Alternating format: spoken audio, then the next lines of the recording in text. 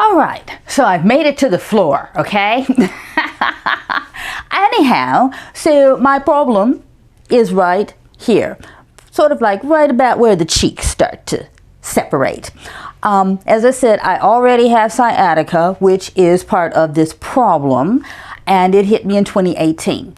And I was getting ready for Miss Senior California, Senior America, had a wonderful dance routine that I was doing, and 10 days before pageant, the sciatica hit me.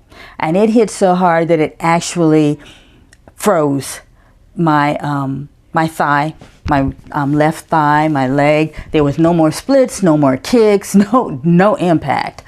And it was a bad time, and it took me a week to even begin to walk right.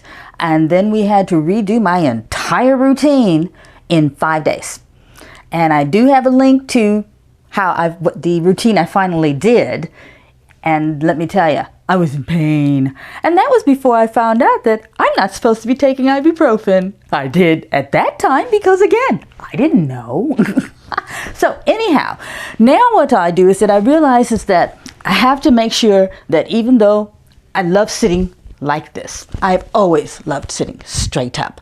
But unfortunately, I think the disc goes that way, and that's what my problem is. So what I have to do now is start being able to stretch it the other way. Instead of making it sway back, as we used to call it, I have to make it more of a roundness. So before I get out to bed, I already showed exercises that I do, but the next stop to that is that once I lie down, and yes, I do all my exercises without corset, my legs go up, bring myself around here, my arms around here. Now, granted, I've been doing this exercise now for over a week. And when I first started, this was as far as I could go. The pain was so bad. And I've slowly worked myself up to where I can be here, keeping my knees together, because after years of ballet, turnout is no longer an option. I have to keep my legs turned in. I made the mistake of turning out, and it locked up my left thigh again, and it took 2 days before I was able to even get back into exercising. So I do this right now just because, again, it's the first time I'm out of bed. So I kind of don't want to, I just really want to get the blood moving and the exercise going.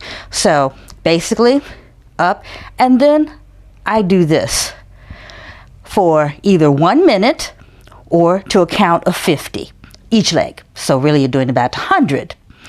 And the place where I feel it is absolutely right where the cheeks split, because I know that that's either where the disc is or that's where I have to start stretching those tendons.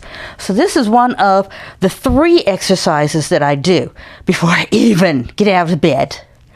It doesn't seem like much, so for you 20s, 30s, 40s, and 50-something, don't insult me by saying, oh my gosh, look at what she's doing.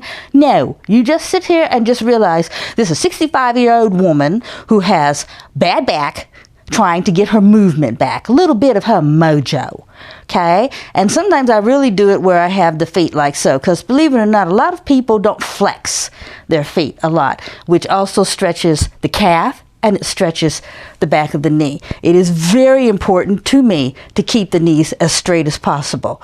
So if that means I have to lower it a bit rather than having this is where I want to be. And this is one of the 3 exercises I do before I even get out of bed. Okay, this is my Mari moment. And I will see you next time and show you the next exercise that I do in my series. Okay, take care, be healthy out there, be safe, and oh gosh, I gotta get up off the floor now.